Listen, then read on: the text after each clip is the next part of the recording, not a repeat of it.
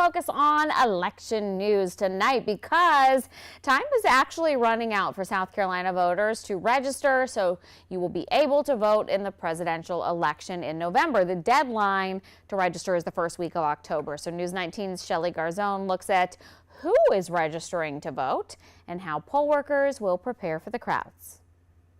There's approximately 3.3 million registered voters in the state, which is up about 100,000 from the start of the year. John Michael Catalano is with the South Carolina Election Commission. He tells me beating 2020's numbers at the polls might be tough, but not impossible. For any presidential election year, you can expect turnout to be over 65%. Now, in 2020, we had the second highest turnout for a presidential election year in our state's history. So, if we top that, we'll be in a really good spot.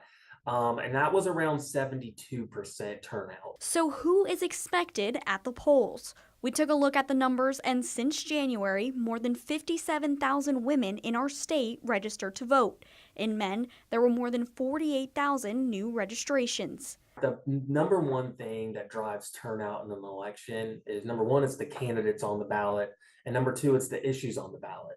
So it's really not so much a love of democracy, although I'd like to think that it is a love of democracy that are bringing people to the polls. It's partly that, but it's more, you really are passionate about a particular issue, or you're passionate about a particular candidate. We're doing the parts on our end to be auditing daily. We audit after the election.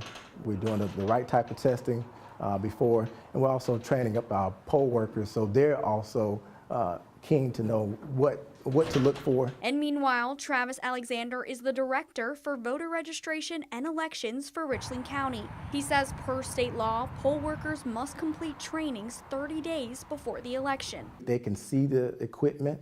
We can go through different scenarios.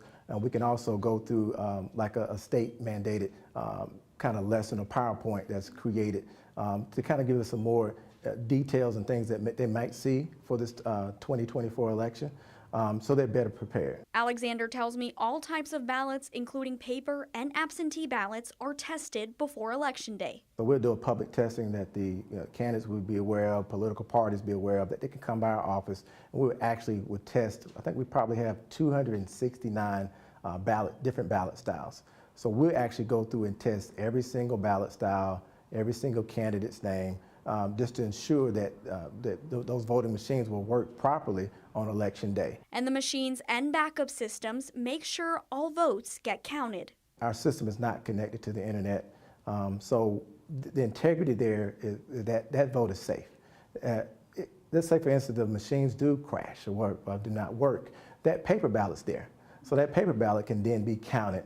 And then by the State Election Commission, we have an audit that's done on 5 of our locations that we'll go through and do like a hand count audit just to ensure that, if there were 1,000 votes cast on this one machine, that 1,000 votes were cast properly. Shelly Garzone, News 19, WLTX.